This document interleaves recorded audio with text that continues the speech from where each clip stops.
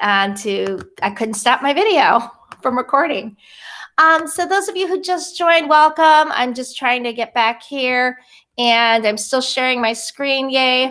So for those of you just joining, I'm Tina. I teach chemistry at Maine East. And you should download this slide presentation. The code is at the bottom of the screen, bit.ly/EPMT207. Those are all capital letters. It's great if you have two devices, one to watch the presentation and one to actually use the tools as I give instructions. It's very hands-on. And because of that, I'm going to ask that you put your, that you have two devices, one to work on and one to watch the presentation. If you ever have a question, you can always go back to the slides, the video that I'm going to make, or you can direct email or G-chat me at any time to ask me about Edpuzzle or any other googly things. Okay, so what is Edpuzzle? We went over this prior to the meeting starting, but I'll say it again. The Edpuzzle, I think, is going to be one of our really great go-to tools during the e-learning process with our students because it'll help us to introduce new concepts or review concepts and check the student understanding. You can add questions, comments, videos, and by the way, those comments can be in your own voice. And you can even add your own videos that you make through Screencastify, which I will show you, or find one that's already online. Very valuable to teachers as well as students is you can evaluate the student data, including when did they watch the video, or if did they watch it at all. And you can see their scores and more. If you have your own Google site or another site you want to share it on, there's an embed code that you can use. And there are many file types supported for importing a video. Lastly, but not leastly, if I can't answer your question, I've been able to get great answers from their customer support.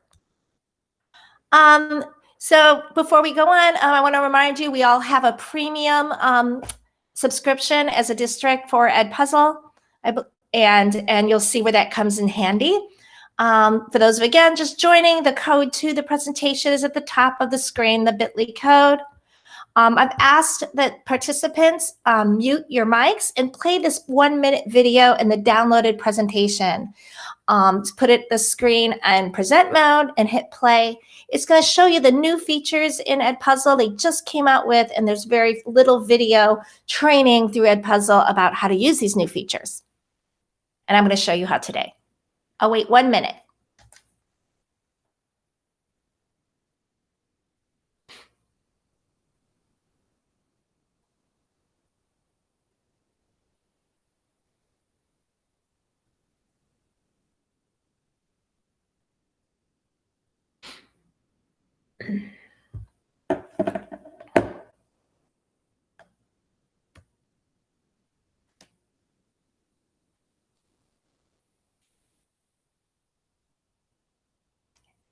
If you're finished with the video, you can advance your slide deck. So I know I'm sharing my screen right now. I see somebody just entered, so I'm going to go back, I think, a slide. I think somebody just entered, and welcome. The code to enter the presentation is bit.ly EPMT207.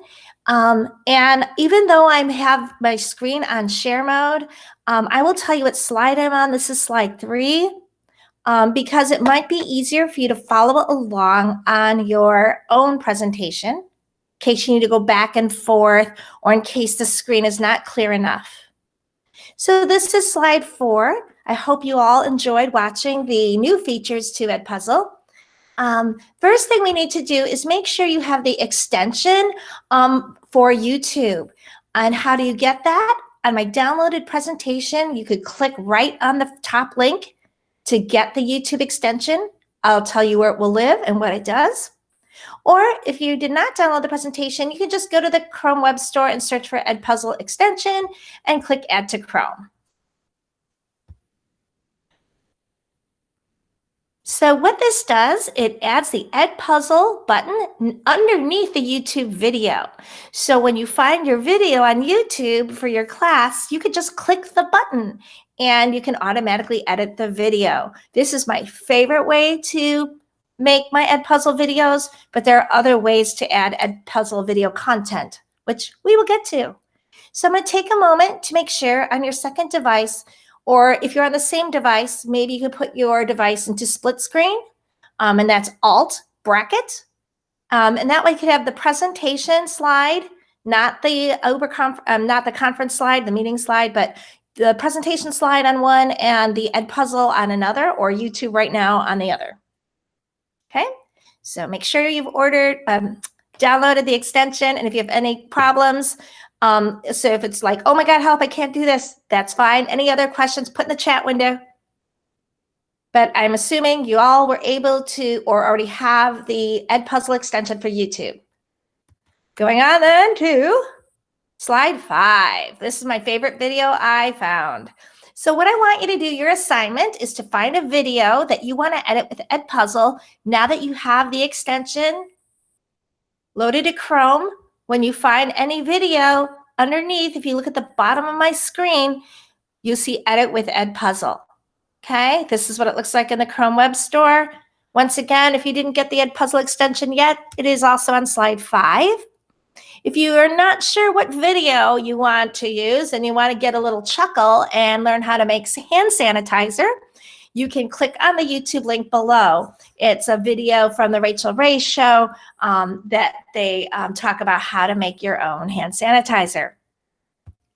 So if you can't think of a video, download that one. I'll wait about a few seconds or a minute to find a video that you want to edit with Edpuzzle. Very important to be hands-on and not just watch my screen. That's slide 5. I should pop out to see if there's any questions, but I'll let you guys do that. Can you do me a favor? If there's more than 2 questions in the window, some of which appear urgent, can you just let me know, hey, somebody has a question? And you could actually read it to me when I go, hey, are there any questions, okay? Because I'm in full screen mode and I can't see my chat window. Thank you. All right, did y'all find a video? I'm gonna go to slide 6, assuming you all found a video or downloaded mine on how to make hand sanitizer. Ah, what is this? Okay, so we're looking at the menus in Edpuzzle. If you look at the very top right of my screen, which is also where your Edpuzzle screen is, so how do you get there? You're going to go to edpuzzle.com and log into your account. So I'll wait while you're in a new tab on your second device. Log into edpuzzle.com with your school Gmail address. You'll know you're in your school email address because Pro School Main Township will appear. Your name will appear, your legal name. So by the way, you guys know I go by Tina, but Maria is my legal name, which needs to be on my work stuff. Here's where you can invite teachers directly to your Edpuzzle files, but there's another way you could find teachers and their resources. These are other resources that are provided by Edpuzzle as well as a help center. But where we're going to focus on first, you guys, is my classes. Okay, so if you go and you click on My Classes, click on your My Classes in your Edpuzzle, you'll see the classes you have. And you'll also see if you have any classes selected previously, it'll appear in blue. So if you don't have any classes in your Edpuzzle, if you look down at the bottom of this pane for My Classes, you can hit Add a New Class. And most of us have our students in Google Classroom. So it's nice when you click on that button, you can ingest your students from your Google Classroom to your Edpuzzle classroom. Or you could create a new class manually if you don't use Google Classroom. And I believe it provides a code for students to enter your class. So when you click on a class, if you already have a class or when you do in the future, you're going to see this for your class. The name of the class, the details. I tend to make sure I put all my assignments with a due date so that populates the kid's screen first by default. Otherwise, if you put no due date, it's hard for them to find. When you click on the student tab in this menu, you're going to get a list of students in your class. And underneath, oh, sorry about that. I'm going to go back. And underneath the students, you'll see if you click on any of the boxes, you can hit cancel, select all students, but here's where you can remove a student from a class. So if a student moves out of your class for whatever reason, you'll want to then remove them from your class. Next to each student, if you click on the triple dots, here's a menu that appears. You can edit their name. Some kids don't use their legal name. You can reset their password or remove them from class here as well. Okay, so this is the My Class tab in the menu sidebar for Edpuzzle, one of your most important places where you're going to learn to add a class or edit your class. Another menu is the content menu. So next to your name on the upper right, if you go all the way to the left of your name, you'll see where I circled content in red. When you click on content, in the left menu bar, My Content is highlighted or the text appears in blue. When you click on My Content, then this screen will appear. You can search all the videos that you've made. You can make folders or look at your folders to organize videos. And then, oops, sorry about that again. And underneath the folders is where you'll see your videos. And if you already selected one just recently in YouTube, so long as you're logged in your same school Gmail account, your video thumbnail will appear below, along with all your other videos you created as well. Okay, so that's what happens when you click on My Content. You can also click on the district name in the left window pane. So when you click on Content, again, you could click on Main Township. Then you could click on the 216 teachers in Main Township High School that are on Edpuzzle. And for example, I happen to click on Elena Basta, who teaches math at East. And so if I see a video I like of Elena's, I'm going to check the box to select it, and I'm going to click Copy. I could also unselect here. I don't want to edit, and I don't think you want to edit somebody else's video, so always make a copy. So this is great. You don't have to reinvent the wheel, or if you're running past a colleague, well, in the hallway, I would say, but we're not there. Anyway, maybe they happen to tell you at a phone conversation they made an Edpuzzle on solving quadratic equations. You could look up their name and find their videos. So you don't have to create your own. Question? Okay, moving on. So you can find somebody else's work and make a copy. Okay, so on the Add Content button, so there will be an Add Content button when you go to My Content. And these are the things you could do on the Add Content button when you see the blue Add Content button. First, you can create a video. But if you click that, what that does, it lets you filter by subject to create a video in those subjects. I don't really like that one as much. I like upload a video. You can upload a video from Drive. It tells you the file size. At the end of this video, I will teach you how to make screencast and edit your screencast in Screencastify. Okay, so that's the Add Content button. You can upload a video as well. What's really cool when you're used to Edpuzzle, you can select Student Project. And when you click on Student Project, you'll be given this window will open on the right. Students can make their own Edpuzzle. So maybe you could give them a list of videos to choose from so they're not searching for videos, and some which might be appropriate or some which might fit your content. Maybe you'll give them a list to select from and have them make their own Edpuzzle. But again, you and your students need to be familiar with that first. Then the last one is under Add Content is you can make new folders. So I'm starting to make folders because I have so many videos. This is a great time for teachers to clean up their Edpuzzles and make a new folder to organize by content. This will also help your colleagues find your information as well, your videos that you make if you make folders. So this is slide 12, adding folders to organize your videos. Okay, so now you all have a video, I'm hoping, because in the very beginning of the video, I had you go ahead and find one on YouTube. So under My Content, how do you edit your video? So under My Content, you're going to see a video thumbnail like the one on the right of my screen. there'll be a box for you to check. When you check that box, there are many options you could choose from: assign, edit, move to folder, duplicate, unselect, and delete. Sometimes when I'm looking for Edpuzzle videos, I might find like 2 or 3 on the same topic, and I'm not sure which one I want to keep because maybe I'm in a hurry and running off to do something else. So then I'll go back, watch them, and here I can delete the video. Duplicate is great in case you want to make scaffolded versions of your Edpuzzle. You can make 2 or 3 different versions if you wanted. But we're going to talk about edit right now. I just want to let you know, though, once you assign the video, when you're done editing your video, you can't edit it anymore once it's assigned. But a workaround is once you've assigned a video, you can duplicate it and then edit. That's one of my favorite controls to do. Okay, so this is slide 13. So please select your video and please click on edit. I'll wait a few seconds while you do that. And we're going to learn about the edit tools in Edpuzzle. I believe that's my next slide.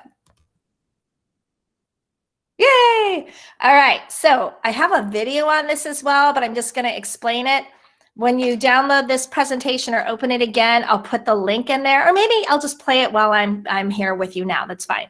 But I'm going to first walk you through it verbally. So before you add any questions, comments, or voice, I watch usually my whole video.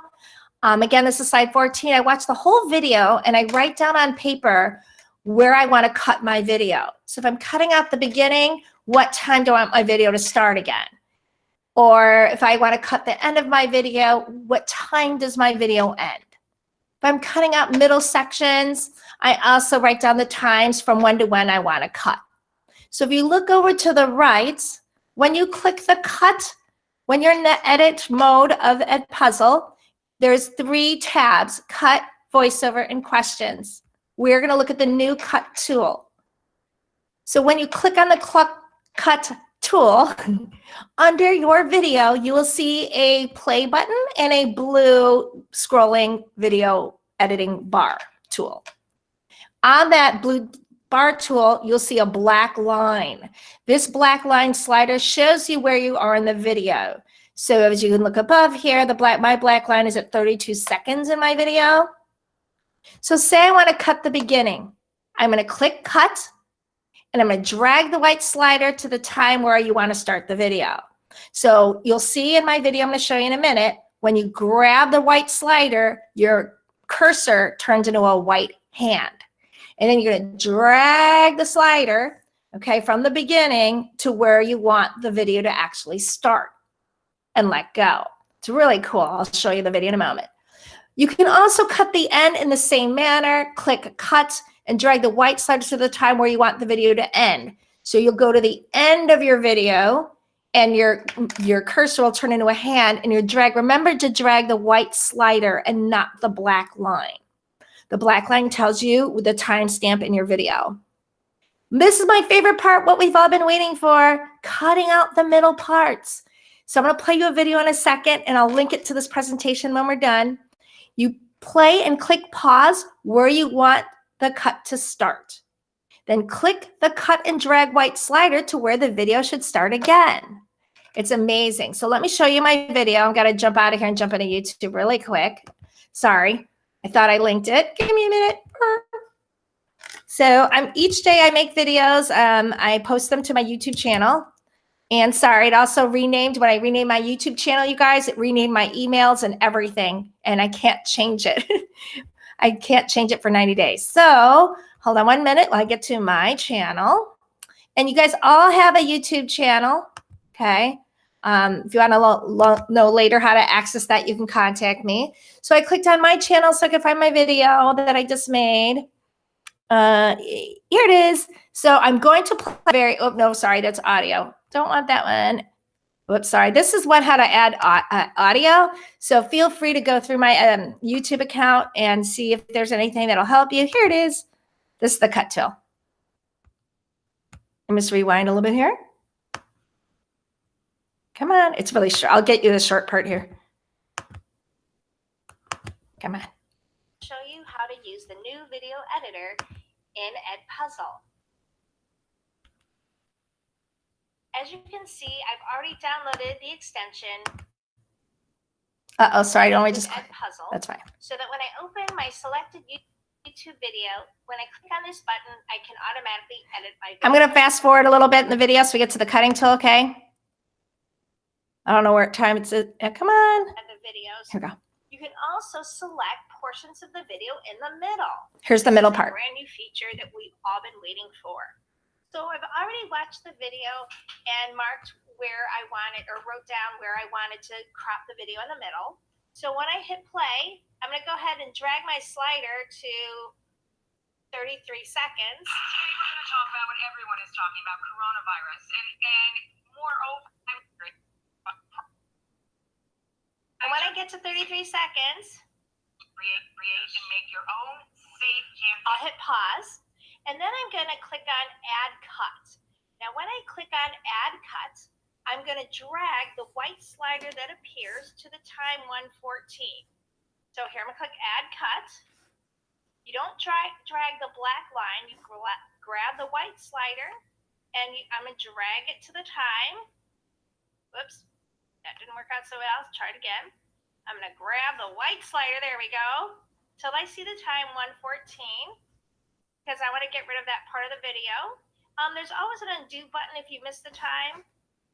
So I'm going to try to aim for 1:14, and then it's going to keep playing.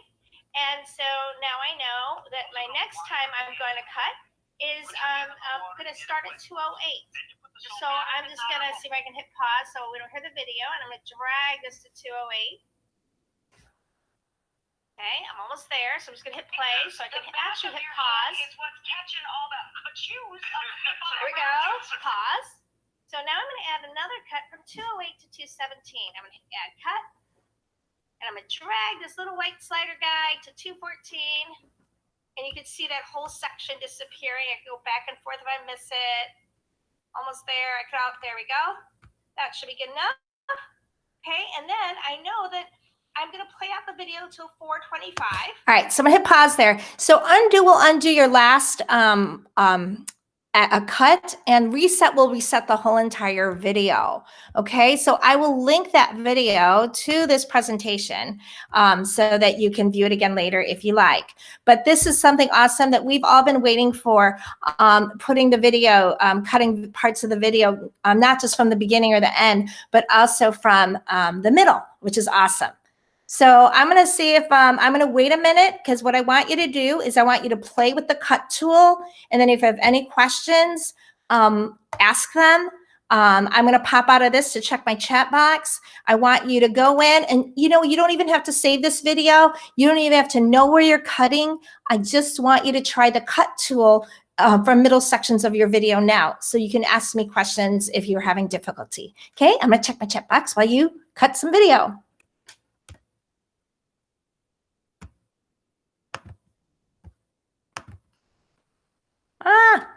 Okay, there we go. I find my meeting tab. There we are. Oh, I got 9 things in the chat box. Okay. Okay, look at the link. To access the class information.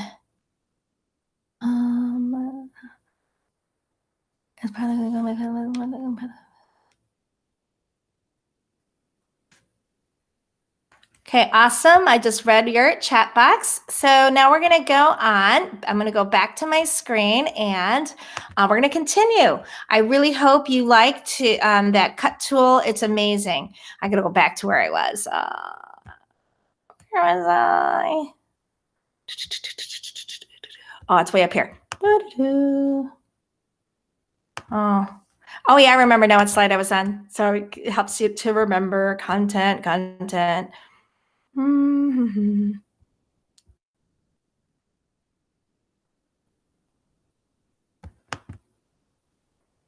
Okay, so when you're finished playing with that, I'm just going to get in there. Right there it is. I'm like getting lost in my own stuff there.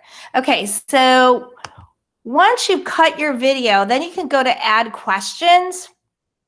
Okay, so you could go in either order. So you can either cut your video first, add the questions later, or add the questions then cut. see what works better for you.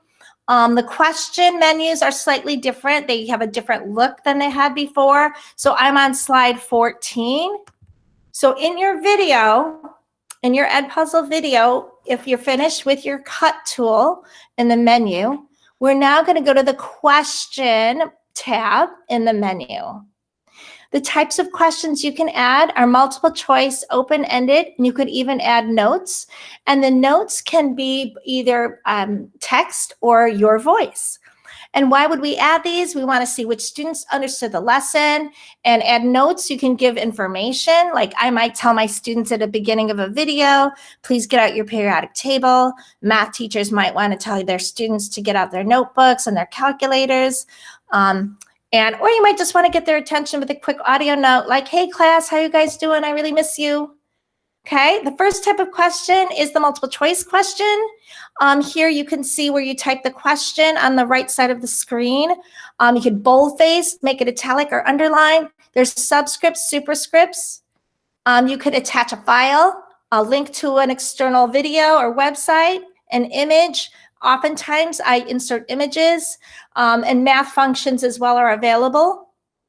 Then after you type your question stem, you type your choices below.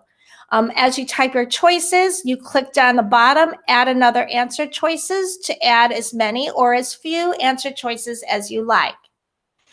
On your answer choice slides, you could add feedback. So why might you want to give feedback? You might want to give them text or links to other sites or videos and images. So if a student didn't understand a topic, so you might want to add feedback there. And you just toggle back and forth between feedback and question. You can, which is really great. I love that feature. Also, once you're done then with one question, you're going to want to click save or cancel. And multiple choice is graded automatically by Edpuzzle. So what I love about Edpuzzle is you could add multiple questions or notes at one insertion point in the video. So after you add more answer choices and click save, you'll see the screen on my right. Here you'll see your question stem, the choices, and your correct answer has the green arrow. So if you need to edit, you click edit. If you don't like it, you click the trash can. When you click continue, you're going to see this menu on the bottom or this dialog box that says add another note or question here.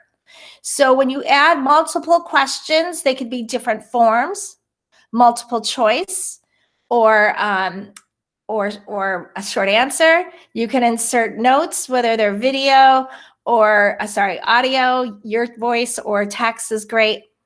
And then down below is where you see a list of everything you've added at that point in the video. So you can also edit those or trash them if you changed your mind. So I love being able to add multiple questions or notes at one point. I believe still, if you add a note though, the note will appear on the top of all the questions. And then the questions will appear in the order that you put them into the Edpuzzle. Okay, so notes will appear on top of the question, all the questions. Okay, this is awesome, adding notes and voice notes. So if you click on, instead of adding a question, you add a note. Your note, again, you can have the same tools for text, as well as inserting links, images, or math functions. How do you record your voice? This is great. You click the microphone. This magic red button square will appear. Then after you're done recording, you hit the red square. And you'll see this at the bottom of your screen. So you hit stop, the red square, and you'll see this. So then it'll give you a chance to play your audio back before you decide to trash it. But if you like your audio recording the first time around, that's never my case, you can then, you'll see here when you're done, you'll click continue and you'll see this window appear where you can again play your video one more time before you hit continue, edit, or trash. Now I'm going to pause. I want you guys to try to add questions, multiple choice, short answer, or voice notes.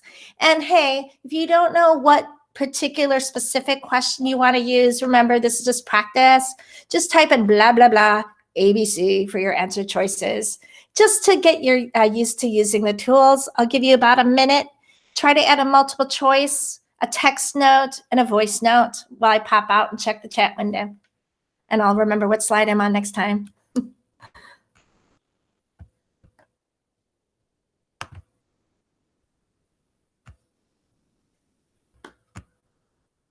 Okay, so what you're all doing right now, adding a question and a note, particularly the voice note.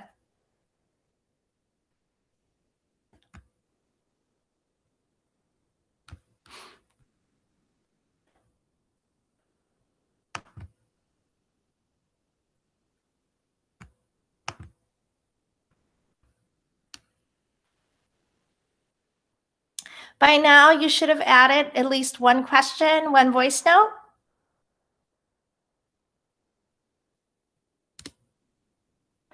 What I love, new to Edpuzzle. So as you add and edit your Edpuzzle, as you add questions and editing, you'll see on the left side a pane of video events. It'll show you what you've done, like a timeline. This is so awesome. This is another new feature in Edpuzzle. So you don't have to do anything. It will, if it doesn't appear, there's a tiny left carrots on the top left that you could toggle on and off to show or hide your video events. You would hide your video events if you want a bigger screen to look at as you're editing. So video events on the left. Okay, so here's another way you can find an insert video, but please remember, I prefer the other way better, using the YouTube Edpuzzle extension link. But there are other ways. So remember that blue add content button. So when you add content and upload, you can upload and search any of these channels. Again, I don't prefer that way, but I've had to include that. Whoops. Here's just another slide. I'll move this back up later to how you add feedback. That was out of order. So how do you get this Edpuzzle to your students? Okay, so if you have Google Classroom, okay, you can assign to a class. And as you look at my screen, you could see my Edpuzzle classes, including the trainings I provided. And so when I select a class on the left by putting a check in the box, I can then on the right side assign my start and due date. Remember, I like to assign a due date so kids see it right away on their Edpuzzle. By default, prevent skipping is always selected. You don't want your kids skipping the video, right? Sometimes I leave the closed captions off so they don't get in the way of objects in my video. Here's where I check. This is automatically not selected. So I click this little red X and it became a green check to post on Google Classroom. So if I'm posting on Google Classroom, I just make sure to post only one class at a time. If you try to multiply select more than one class, you can't assign them all at one time to Google Classroom. You have to do it one at a time. So what happens if you don't post on Google Classroom? You don't have to. Sometimes I just add it to the class, and on my agenda for my class where I place my students' homework in Classroom, it tells them to go to Edpuzzle to log in and use their, I give them the title of the video to watch. So most often I do that not to clutter up my Google Classroom. But now because we're e-learning and maybe they're just doing that one thing that day, this could be the one thing you attach with directions. Speaking of directions, sometimes I provide my EMC students, some of who are ESL or ELL, a note-taking guide to go with the video. Some students really have trouble taking notes from a video if you require that. So providing them some fill-in-the-blank or questions to answer, or just copy the questions maybe from your Edpuzzle, and they can then fill in the blanks with what their answer is. That way they have a record in case they don't go back to their Edpuzzle. Okay, so if you don't assign a classroom, there's public, oh, I think it's on the next slide, hang on. There's a public link, and that public link is, this is now on slide 21, is to share with your colleagues if you don't want them to have to dig through all your stuff. If you use Google Sites or anything else, this is an embed code to embed. Whoops, sorry, to embed, okay? So that's how one way you can share your Edpuzzle with students and your colleagues. When you have a class, so if you guys already have a class, but you haven't looked at your student data, this is some of the things that you will see. One of my favorites when we were in school was popping this open the day an assignment's due. This is when I open up my class, I'll see this and click on an assignment. So if you open a class, click on an assignment, you'll see the red X's means they didn't watch it. So I know right away when they came into class or at the start of an e-learning class that they didn't watch their video. I can see their grades, okay? And then I can click on particular students to see this detailed progress. So for example, now if you look at your slide deck on slide 23, here's an example of student data. So light green shows how many times they watched the video once, and then different colors mean different times they've watched that section of the video. It shows how much of the video, the percentage they watched, their correct responses, if it's all multiple choice. We'll talk in a minute about when it's not multiple choice. You can give short answers. It also shows their grade. Beneath it, you can see the individual student questions and their answers. If you do insert open-ended questions like one word or two words, like you can then click on the question and you can grade them by hand. So what you'll see, these are fake students. You can either add comments, place a green check mark for it's correct, and red X for it's not correct. Back in your Edpuzzle, when you're making questions, you can go give points to each question, just like you did if you do Google Form quizzes. So there's a place to add points if you want the kids to know the points. Okay, and I guess there's a video on this one as well about how to grade open-ended questions. Some other data you may see is item analysis. When you click on questions, it'll show you the question and how many students were successful at answering the multiple choice correctly. So that's one type of report you can get from Edpuzzle. What I love, so one idea is that, so remember how I told you that students, if you create a student video or student project, students can then create an Edpuzzle. Or they can use Screencastify just to make a video, which I believe is what I think we're doing next. I'll do that with you as well if you have never screencasted before. So the student then can also use Screencastify in addition to the teacher to do things like self-assessment, a foreign language description of how they're spending their time during shelter in place. For science, maybe they're doing a video lab report. Okay, so I'm going to pause for a second to see if there's any questions about Edpuzzle. You could take a stand up and stretch for a second, and then I'm going to show you how to screencast and edit your screencast, okay? So I'm going to leave it on present mode just so I could flip back to my presentation. If you want to ask a question, I'm going to wait, and you can unmute your mic. Was this going too fast for anyone? Was this pace okay? All right, I think we're all good. Okay, so I'm going to go ahead into how to screencast and I think edit your screencast. And if you have any questions at the end of the video, we can do that then. Okay, so on the Edpuzzle slide 27, okay, is where we're at next. So if you have not downloaded Screencastify yet, please do so now. This is all on slide 27. So Screencast lives as an extension. An extension is at the top of your screen, to the right of the URL address bar, to the left of your picture. So Screencastify will allow you to, have videos that you make yourself. You can I'll tell you the options in a minute. If you want to contact them for free premium during COVID-19, there's a link there to do that as well. I actually bought free premium in August and forgot that I did.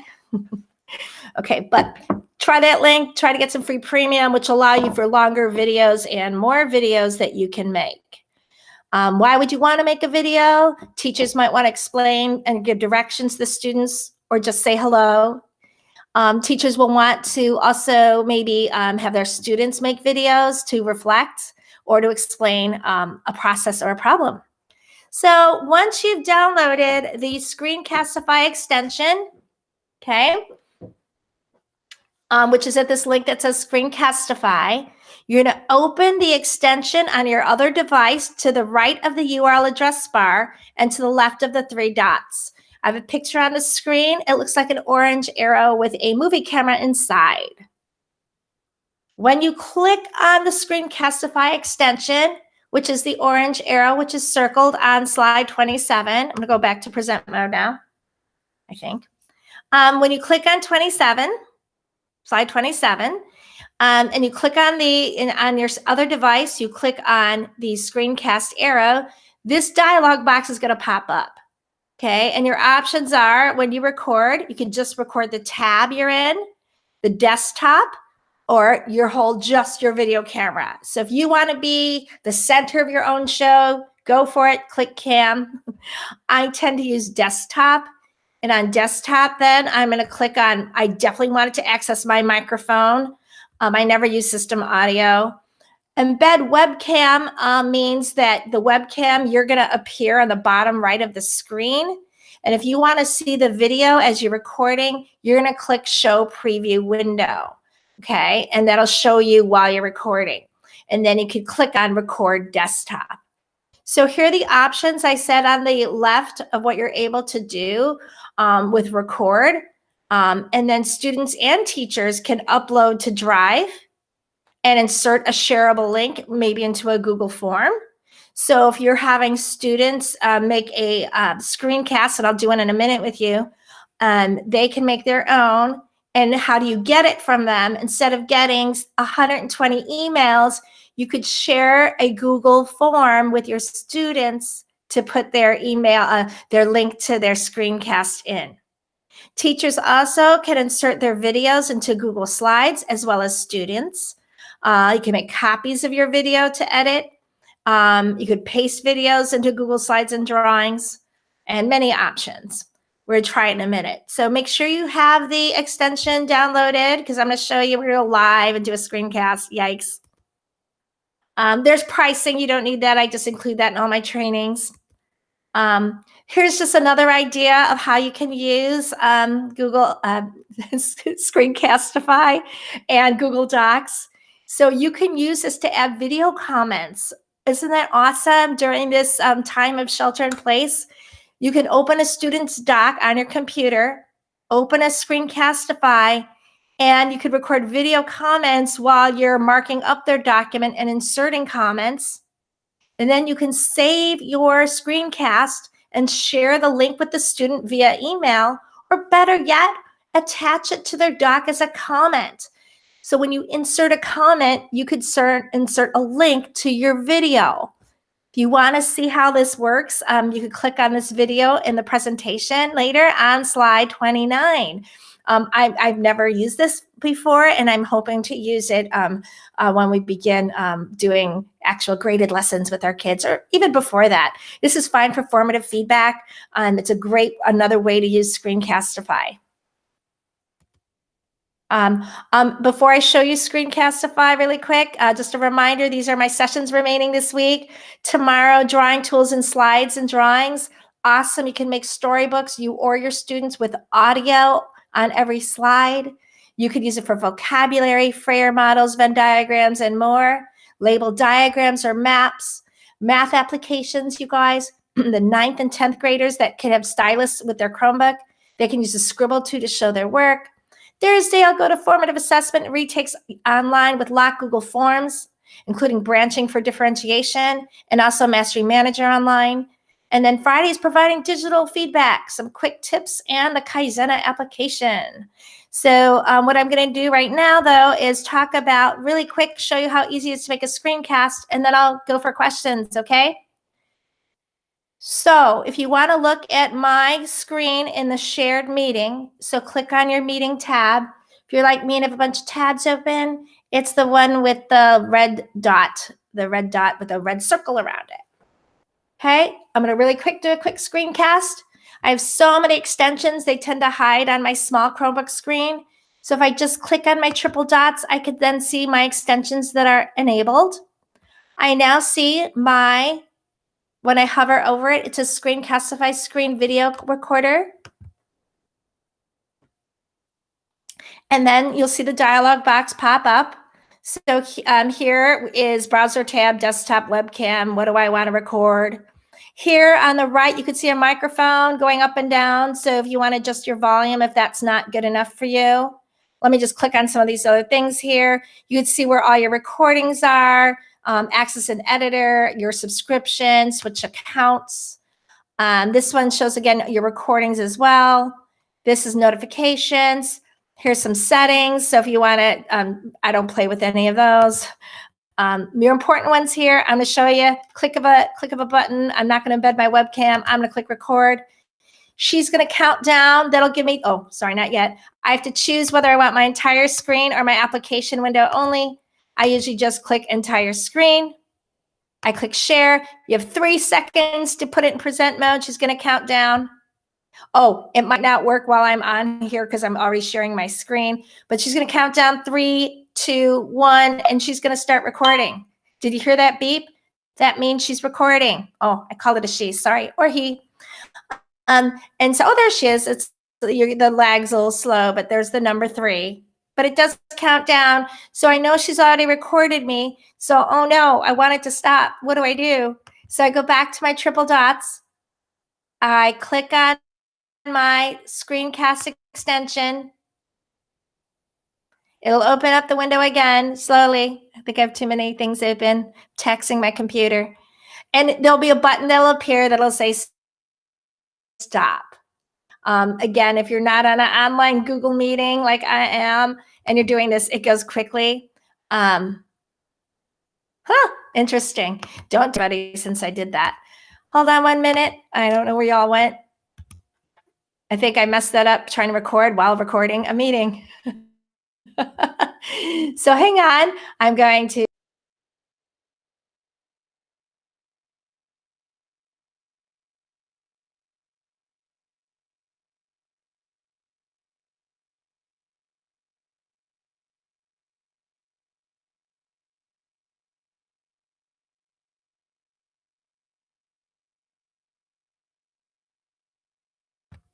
So I'm rejoined now, and I'm going to share back with you my screen. So that's funny. Don't make a screencast when you're already sharing your screen. Lessons learned. So I'm just going to show you. I can show you what screen pops up if it doesn't freeze up on me again. I'm going to present my entire screen and show you that when I go, oh no, where's my video? So this will pop up when it's done recording, and you have the option to watch your video. You could title your video here, okay? You can edit your video, so you can clip out parts as well. And of course, trash is my favorite. But here you go. If you want to copy a shareable link, but again, don't copy it till you trim off at least your ends. I'll show you that in a sec. You could publish to YouTube. I've been doing that with some of my videos. You could direct share to Classroom. You could also download to your computer. So how do you trim? You could trim the front ends and back ends. I don't think you can trim the middle yet. I have to go and look at more editor tools here. But what's great is you have enough to then go ahead and make your own little screencast. Again, it could just be something fun and greeting your students and welcoming to the online community. I can't remember what this is. Oh, did I not share? Sorry. Oh, no, I'm just going to hit cancel. So I don't know if you saw me do that or not, but I can't have so many screens open. I'm going to leave this next few minutes open for questions. But first, again, I want to recommend that maybe today you try one and maybe try a small video so that as you have questions this week, you can ask me or any of your instructional coaches. Okay. Let me make sure I'm still there. I'm still here. So if you guys want to type in anything, like if any comments would be greatly appreciated. Like, did I go too fast? You know, or was this perfect for you? I also want to mention at the bottom of my video, I click back to people here. At the bottom of my video, at the very last slide, there are resources provided by Edpuzzle that are both video and documentation as well. Also, please reach out to me if you have any questions about Edpuzzle or Screencastify or anything else googly. And okay, I'm looking at Alan's question. If we're posting, okay, I got to go down here back to chat window. Thanks for the question. Keep the questions coming. If we're posting a Screencastify to Google Classroom for students to watch, does the file size matter? So what I do typically is I have not posted a screencast to Classroom. What I've done is I've provided a link in a document or I've uploaded it to Edpuzzle. So I've not tried that. So Screencastify, if you get premium through the link I have shared with you on the first slide, Screencastify is willing to work with teachers to give them free premium accounts. Obviously, my screencasts go beyond 5 minutes, so I have premium, but I paid for that $24 a year. But you don't need to try to contact Screencastify to get that premium. Thanks, Dorothy. Thanks, Ellen, for your question. Some other ways, but again, there's so many ways you can use screencasts, and again, not just to deliver content, you know, but again, I love that. Look back at the slides about inserting video comments on your kids' Google Docs or work that they do. Any other questions? You can also, I'm going to make a, either this video will be posted, or if I don't like it, I'll make another video about how to use Edpuzzle. Okay. How to use the stylus to mark the screen. Yes, I can, Julie. And this will also be on my meeting tomorrow, but I will do that right now for you. Okay. Let me just make sure I'm still on screen share. Okay. I'm going to go back on screen share. The question is how to get kids to draw on the screen. Okay. Here we go. So I'm sharing my screen. So it depends on what you're doing. So I'm going to show you a couple of ways. Let me just pop out my stylus here. So again, Julie and anybody else, students can only, I'm just going to take my Edpuzzle and insert a slide so I could show you some things. Students can only draw if they have the stylus. And my understanding is that students that are juniors or seniors don't have the stylus. Freshmen and sophomore do. So to show you how to draw on the screen, say you're in slides, okay? So there's two places you could be to draw with your stylus. So I'm just going to put a new slide on my Google slide, okay? And then what I'm going to do next is use the line tool. Once again, we'll be doing this in my session tomorrow, but I can do it now. Under the line tool, you want to go to Scribble, okay? And I'm going to select Scribble, okay? And now I can take my stylus and draw. Okay, whoops. Sorry, fell off there. It would help if I also just flipped my Chromebook over and started writing like a tablet, but I'm writing it in view mode. Whoops. And then I could also undo because I can't do this sitting here. There we go. Okay, so I can always undo and redo and insert at a time, but that's a little cumbersome. So what I like better, I like draw tools. So draw, I mean, again, it's easier if I fold my screen over and write. Right now I'm writing with the screen up. Okay, so I'm just going to, this is just a scratch pad for my drawing. This is Google Drawings. I'll be showing this tomorrow as well, but you don't need to learn Google Drawings because I'm having an internet connection. You don't need to use Google Drawings. You could use the same tools in Google Slides. Again, once that is the line tool. So I'm going to go here and scribble. Okay, I'm going to also show you Squid tomorrow. Or I could show you Squid now as well. That's another way. Oh, by the way, don't forget you can also draw with your mouse. I'm trying right now what's going on with my mouse. Oh, I don't know what's going on. Oh, it's my text color. My text color is this bonky white color, okay? So I got to format my font really quick. Format. It's a little slow. So anyway, I'm trying to, but I have my text, I think, is on white color right now. That's why you can't see it. But it's a scribble tool. Use that. What I also could do is Squid. There's Squid on the bottom. It's an app. If you don't have it, you can download Squid, SQID, just like the animal or amphibian. And then Squid is down here. So if I want to open the screen, I might have too many tabs to open it right now. It might open in the background. I don't want to lose you guys and minimize my screen. But a Squid tab, a Squid screen will open. I'm going to do that tomorrow. I'll practice going back and forth on the meeting because then you can draw. I'm going to hop back to my meeting here. You could draw on Squid very easily with the stylus. Also, I have a link somewhere. So if you guys want to get premium access for Squid as well, Squid is great. You could use Squid. Again, Squid's an app. It looks like at the bottom of my screen, I have a blue icon with a squid inside. You can draw on graph paper, note paper, imported PDFs.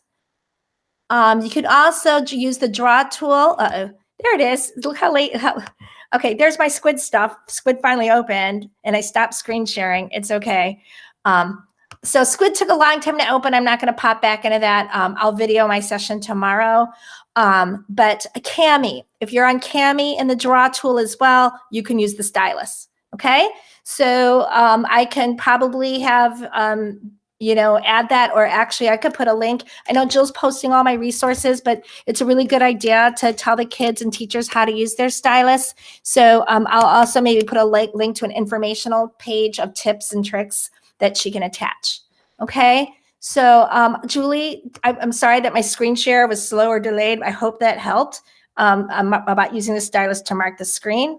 Okay. But I'm going to make some videos maybe later, and I could share it directly with you. Any other questions, you guys? You can either say your question, or write in the chat box. I could see both now. I see there's 10 of us left remain standing. Play with it. Let me know what questions you want or have in the future. Feel free to reach out, okay? Tina, I had a couple more questions, but if people want to leave, that's fine. Yeah, because they're probably content specific. So sure, no problem. Go ahead, Julie.